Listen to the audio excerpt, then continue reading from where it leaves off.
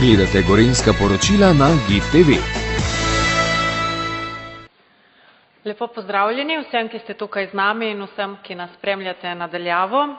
Kot je znano, so se v tem tednu nadaljevala pogajanja z zaposlenimi v zdravstvu.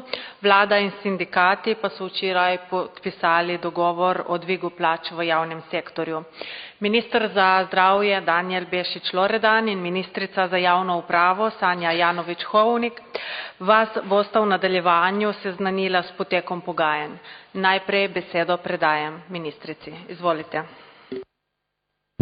Ja, hvala lepa.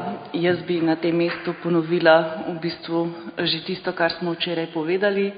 Včeraj je bila sklenjena prva faza pogajanj, centralnih pogajanj, torej pogajanj, katerih so se udeleževali vsi sindikati javnega sektorja, vseh 46 sindikatov, in na tistih pogajanjih smo se dogovorili, da se javnim uslužbencem dvignejo plače s 1. oktobrom, da dobijo višje nadomestilo za malico s 1. septembrom in s 1. oktobrom se tudi poračuna letošnji regres, in sicer za najšibkejše največ in v bistvu tako do 50. plačnega razreda.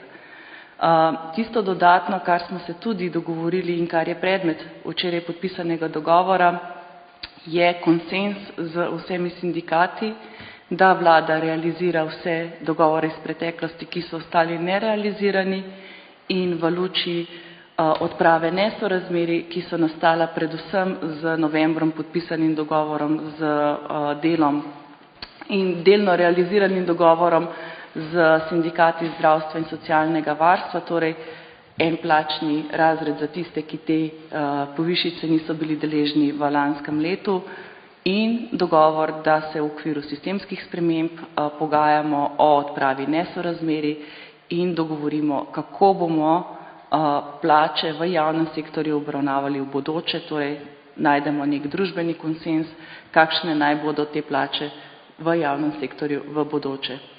Jaz na tem mestu moram povedati, sploh v luči teh pogajanj, ki pa še tečejo, torej področna pogajanja predvsem z sindikati zdravstva in socialnega varstva, s sindikatom Fideza in ostalimi sindikati, ki delujejo na področju zdravstva, da novembra podpisani dogovor, ki je bil delno realiziran, je povzročil veliko škode, celo tako veliko škodo, da bi mogoče veljalo na tem mestu razmisliti, da bi koga ovadili tudi z odškodninsko in kazensko odgovornostjo.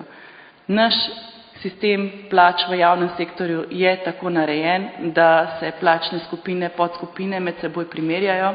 Imamo orientacijska delovna mesta, ki prav to omogočajo, in tako velik parcialni poseg v plačni sistem za eno poklicno skupino ali pa nekaj poklicnih skupin je povzročil toliko nezadovoljstva in v bistvu pričakovanj znotraj celotnega javnega sektorja, da tudi zato imamo sedaj te napovedane stavke, tako v šolstvu kot v zdravstvu, in verjetno še kje bi se lahko zgodilo, da bi če ne bi sklenili včeraj tistega dogovora, bi se nam lahko zgodilo, da bi še kje lahko bili deležni katere od stavk. Na tem mestu jaz predajam besedo ministru, ki bo pojasnil, kako potekajo pa ta parcialna pogajanja.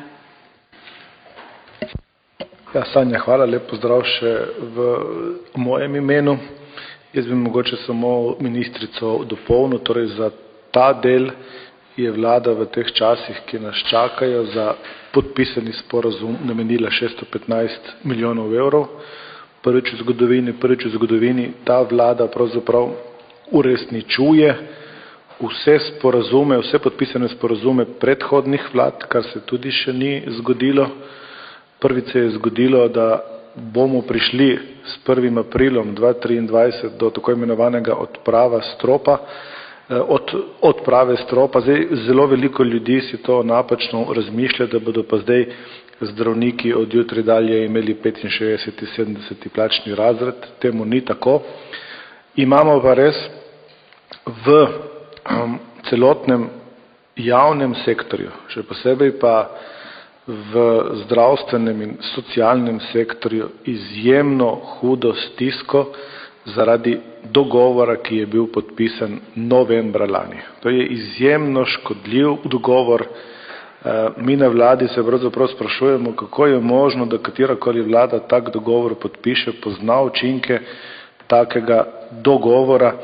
Recimo, če bi tak dogovor prenesli na vse javne uslužbence, bi vlada potrebovala 1,5 milijarde do 2 milijardi evrov, da bi uravnotežila pravzaprav to, kar se je novembra zgodilo.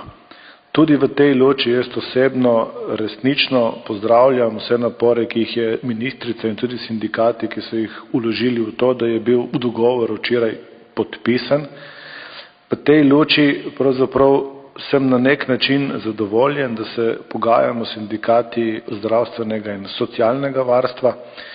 Danes smo imeli ob 10. uri kar konstruktivna pogajanja s sindikatom Fides, ki jih nadaljujemo v ponedeljek ob 13. uri. Osebno moram priznati, da smo si blizu, da vsi vidimo pravzaprav isti cilj, to je predvsem kako uravnotežiti ali pa kako dati obliž na tisto, kar se je zgodilo novembra lani. Predvsem sem pa zadovoljen, ker zdravniki vidijo cilj ali pa vsi skupaj vidimo isti cilj, da smo tukaj za paciente in v teh časih, ki nas čakajo skozi jesen in zimo, pravzaprav vlada ponuja roko in so jo tudi sindikati, vse danes sem dobil tak signal, pripravljeni sprejeti oziroma Fides, da na nek način do stavke ne pride.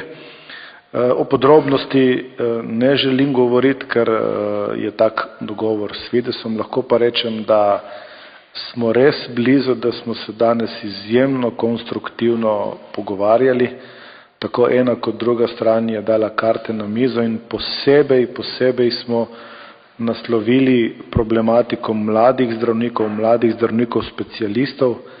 Kaj pravzaprav se je zgodilo takrat novembra, da danes specialisti, zdravniki, ki so nosilci zdravstvene dejavnosti, ki nosijo vso odgovornost, imajo pravzaprav manjše plače kot marsikdo v zdravstvenem sistemu in to se ne bi smelo nikdar zgoditi.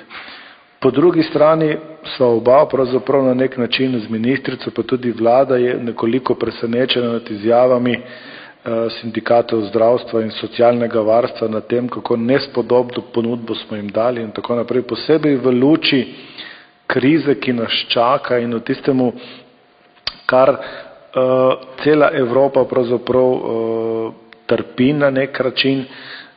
Mi mislimo, da je kompromis možen, tudi mislimo, da je odgovornost vseh strani, da kompromis najdemo.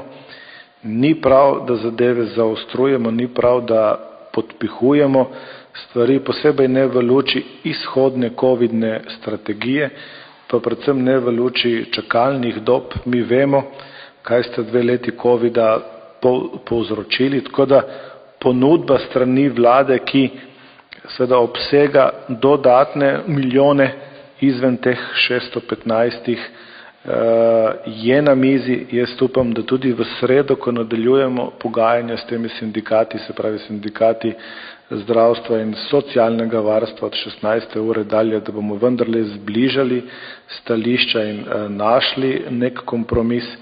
Želja vlade je, da to vse skupaj v čim krajšem času zapremo, tudi v luči ali pa v enakovredni luči do vseh ostalih sindikatov v javnem sektorju in da skupaj res najdemo sistemsko spremembo, kako sistem plač javnih uslužbencev nasloviti v prihodnje za pogajalsko mizo, brez pritiskov, brez stavkovnih zahtev, brez odprtih stavk, ker v situaciji, v katero vstopamo z energetsko krizo, z vojno v Ukrajini, vsem, kar nam čaka, mislimo, da si pravzaprav stavke v tej luči nobena stran niti ne želi, niti si jo ne smemo privoščiti, torej vsaka stavka, ki bi se zgodila, bo šla na račun ljudi in jaz mislim, da mora vsaka stran, vsak sindikat, vsi delavci, kjerkoli že v zdravstvu, šolstvu, v pravosodju in v celotnem javnem sektorju morajo razumeti. Za razliko od ostalih vlad, ta vlada za karkoli bo že sklenila dogovor, ga bo tudi uresničila v časovnih okvirih, ki so možni in znotraj finančnih zmožnosti, ki so možne.